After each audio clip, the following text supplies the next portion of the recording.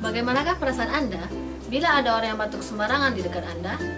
Ilfil, sebel, atau biasa saja? Perlu kita ketahui bahwa pada saat batuk dan bersin, kita bisa memercikan hingga ribuan bahkan jutaan partikel kuman penyakit.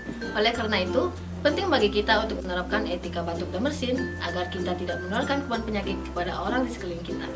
Adapun etika batuk dan bersin meliputi: pertama, saat kita hendak batuk atau bersin, tutuplah hidung dan mulut menggunakan tisu. Kedua, jika lupa membawa tisu, tutuplah hidung dan mulut menggunakan dengan atas baju. Ketiga, bila batuk kian berlanjut, gunakanlah masker. Keempat, tisu dan masker yang telah digunakan untuk batuk dan bersin, jangan lupa untuk dibuang ke tempat sampah.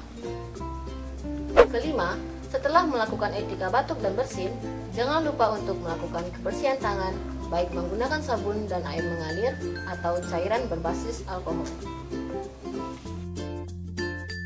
Selain melakukan etika batuk dan bersin, sebagai tindakan pencegahan, sebaiknya gunakan masker saat akan keluar rumah.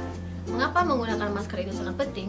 Karena masker berfungsi untuk menyaring debu dan partikel di udara, juga untuk melindungi kita dari penyakit termasuk TB paru.